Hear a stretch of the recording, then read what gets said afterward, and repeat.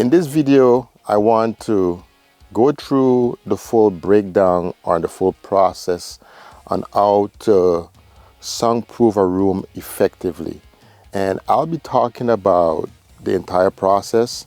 I'll show you the product that I use. And remember, some of these products can be interchangeable, right? There's other products on the market. I'll mention some by name, and I probably don't know all of these other products out there, but I'll talk to you about step by step what we use and how it all comes together in order to create a fully soundproof room. Whether you're trying to soundproof for a studio or a movie theater, or if you just want a quiet room where you can play music. In this example, what I'm using here, we're doing a sound room. So this room will be used for really high-end speakers. My client, you want to be able to use a room to test out and listen. It's like a listen room.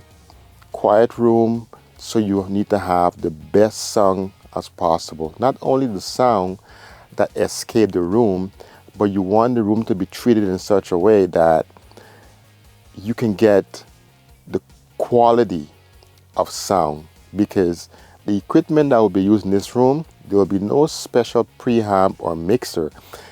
My client want to hear the raw music, exactly how it was made from the studio.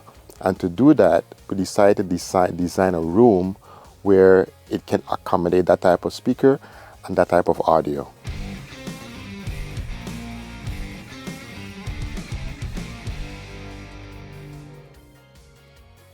Before we go into the process, first I want to start by showing you some of the product that we use and explain to you what these products are and why they're used in this application.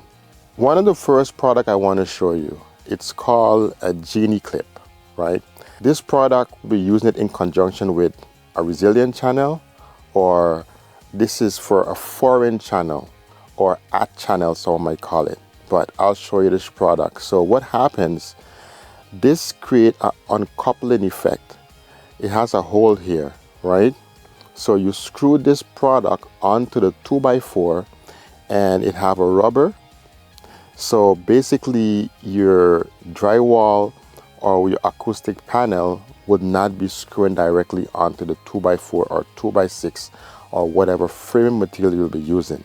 So this is the first thing that goes onto the 2x4, and I'll show you how it's installed. Next, we have our foreign channel or hat channel. So this product, this is where you will be screwing your drywall or your acoustic panel onto after it's installed onto the Genie Clip. There are other products out there that's called a whisper clip. It works similar. So as you can see, the Genie Clip screws onto the 2x4, and then the add channel or foreign channel clips onto it, and I'll repeat how that's installed or how that's done. So basically, it has these little notch here, and this product goes and clips onto it. So basically, if you look at it from a side view, you would have your 2x4 here, and then you have your clip and your channel. And after the channel, this is where you will start your wall treatment in terms of your drywall or your acoustic panel that will be screwed onto this product. The next product I'll show you that we'll be using in this application is what you call acoustic sealant. So this is your acoustic sealant. There are a few different types. There's your green glue, and I'm using a different product here, right? But they all do the same thing. Not like your caulking. Caulking usually dries out. This product, it stays kind of tacky. It never fully dries, so you never have any cracking. So we'll be using this as another product in this application also. And this is another product that we'll be using. This is called acoustic sealant, but this is more in a putty form, right? So it's kind of like rubber, but it's very sticky, right?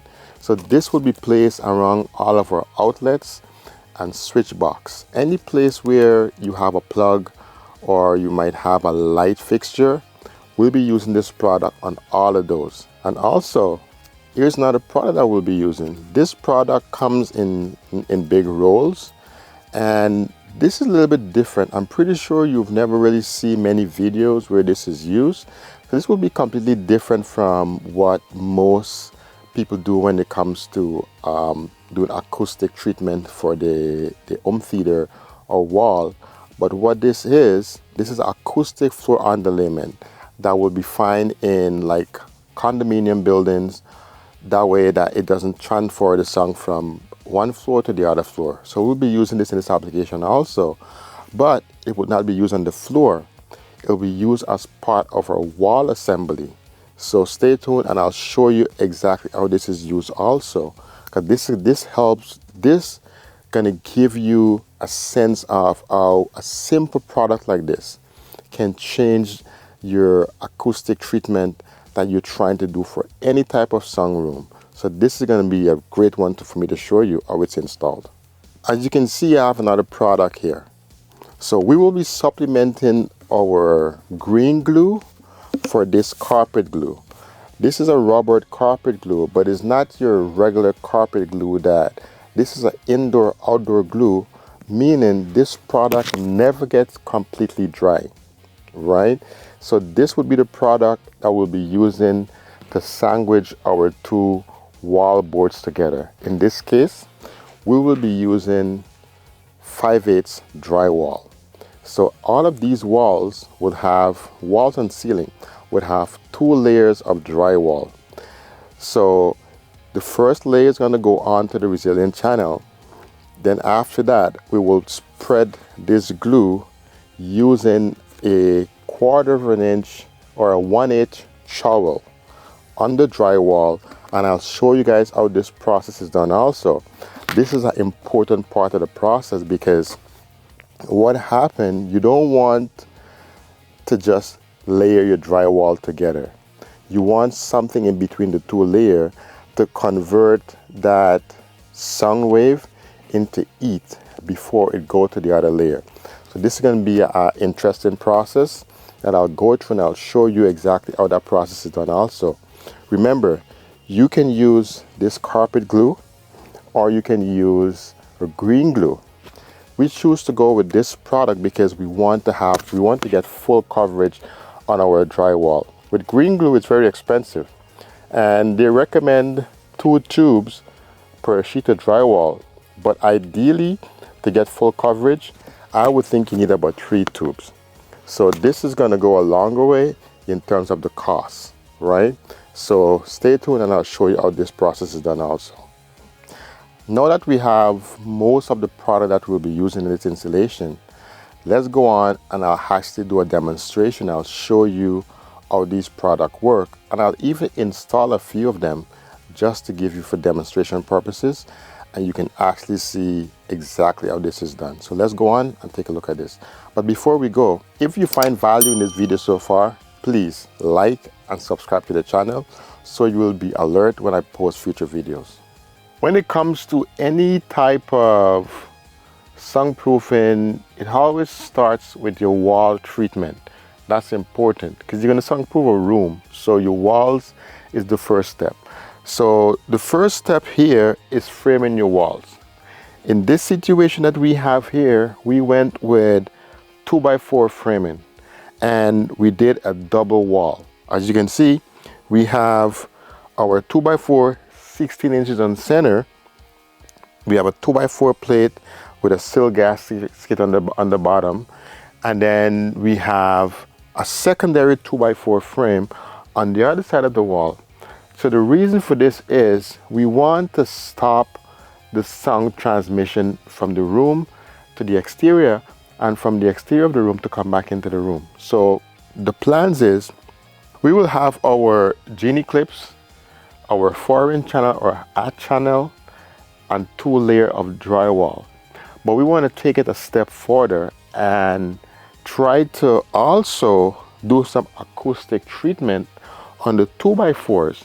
And I'll demonstrate this process. It's a little bit different. I've learned this from a audio expert who's been doing audio for his entire life, over 40 years. And this system here, I'll show you the difference it makes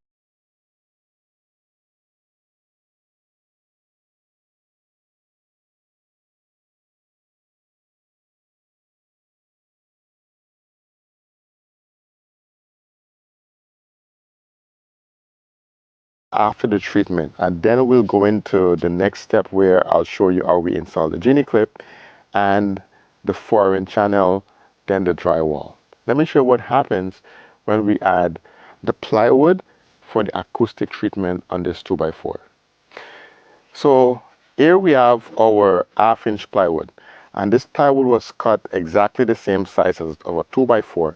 So a 2x4 is only 3.5 inches. So the plywood is 3.5 inches. But not only the plywood, we will be using this acoustic mat. Okay, we're using this acoustic mat on the plywood first before we attach it to the 2x4. And let me show you how I attach the mat to the plywood first.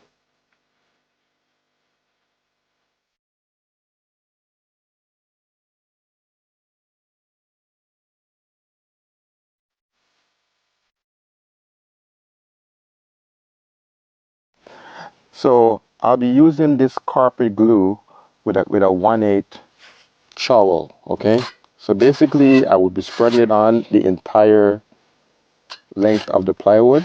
It doesn't have to be fully covered. I just want to use something so that it can kind of stick to it. You can also just use a staple gun to staple the acoustic mass on the layment, but I choose to just go a little bit extra mile and add the glue, because what happens when the sound wave hits the glue sandwich in between the plywood and the 2x4, it transforms that into heat and slows down the movements of the sound wave. Now that we have our 1/2 inch plywood fully covered, the next step I'll be putting this acoustic mass on the layment on the plywood. Okay, I'll cover the entire plywood with the acoustic mass.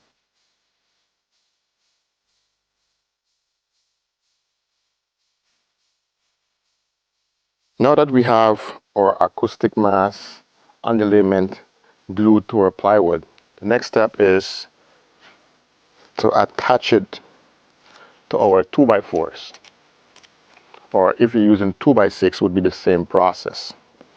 And I'll be attaching this with screws.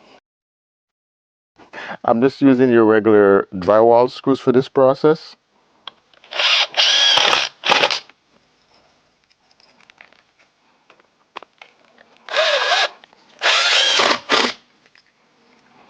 And I'll show you the difference it makes when I'll use a hammer to hit this 2x4, and I'll hit this 2x4 that does not have this treatment, and you'll see the difference it makes just by adding the acoustic on the layment and the 1/2 inch plywood to the studs. Now that we have our 2x4, we have the acoustic on the layment and our plywood all sandwiched together. I don't know if this is going to come through the video very well, but I want you to hear the difference between a 2x4 that is treated with the acoustic treatment and a 2x4 that was treated with doesn't have it as yet, right? So I hope you guys can hear it.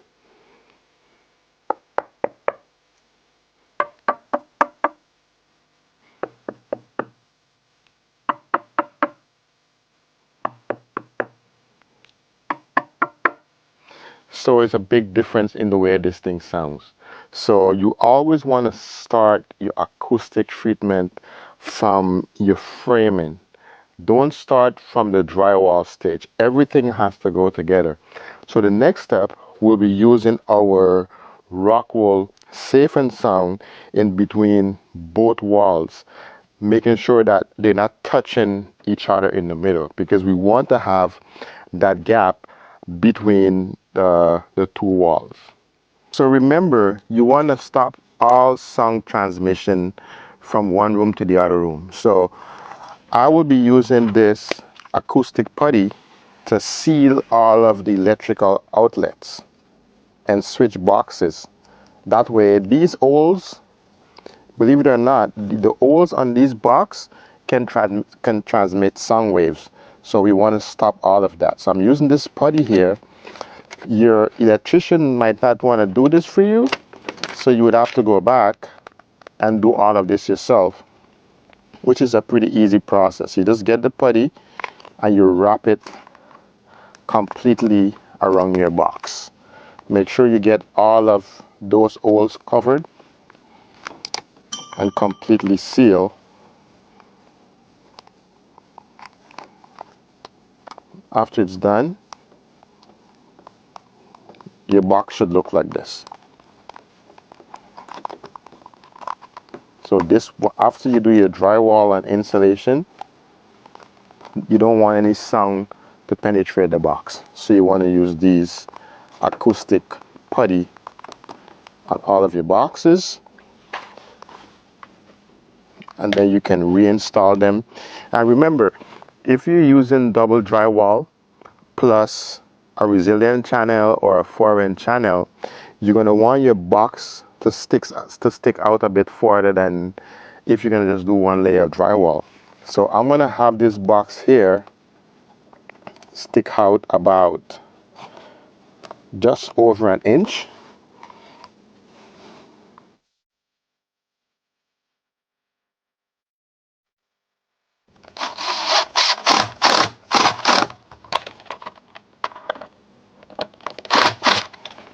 For something like this, you can talk to the electrician to use the deeper boxes, right?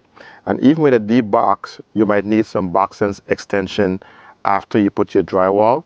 So if you need box extension, what you'll do, you'll use the acoustic sealant to seal around the box after your drywall is installed. Now that we have our wall is done framing, we have our acoustic treatment on our 2x4 studs. Next steps, as you can see here, we have our rock wool insulation in between the stud. And you want to make sure that your rock wool fits snug. You don't want it to be forced in between the stud, but it should fit snug so that there's no gaps, right? So that any sound can penetrate your wall. And also we have our acoustic putty on all of the electrical box. But I want to show you how we did the resilient channel. But before I do a demonstration how it's installed, I want to point out something. If you notice, we have the Genie clips on every other stud, right? So there's one here and there's one here. And on the second row, we have one on this stud and one on the outside stud. So we stagger them. We don't have one at every single stud because this product is strong enough that you don't need it. And the less contact you have with your 2x4 walls is the better for the soundproofing, right? So now I'll show you how we install a Genie Clip and then install the foreign channel inside of the Genie Clip, which would carry your drywall. This is how you install your Genie Clip and your foreign channel. It's a pretty easy process. Basically, your Genie Clip already comes with a hole where you put your wood screw, okay? So basically, you just put your wood screw in there,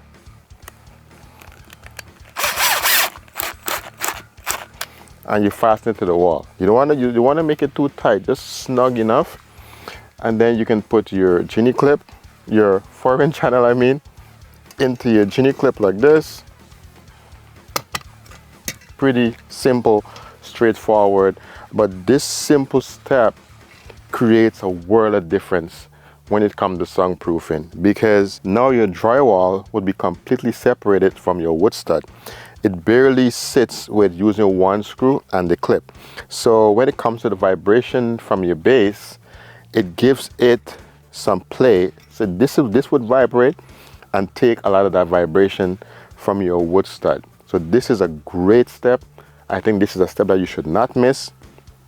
If you're going to soundproof, I don't want to see you put in your drywall directly onto your stud, especially if you're going to do sound treatment for a home theater room or some kind of a studio or sound room. Okay, so this is the step. The next process is we're going to do our drywall process. That's where we're going to screw our drywall onto the 4-inch channel, and this will be a double layer of drywall with a layer of glue sandwiched in between the two. If you're liking this content so far, please don't forget, hit that subscribe button. So the next step is drywall. We'll show you how we install the drywall. In this case, we're using 2 layers of 5/8 drywall on the walls and on the ceiling. And this is going to be interesting because we're not just sandwiching 2 drywall together. We'll be showing you how we seal all of the seams with acoustic sealant, and also we'll be using another product in between the 2 layers, fully covered with a trowel. So this is going to be interesting to show you how we really complete this process. And I'll be leaving all of the links in the description to all of the product that we use when we're doing these soundproofing jobs. So you can take a look at them, and if you want to buy them, you know exactly what to use if you're going to do soundproofing for a room.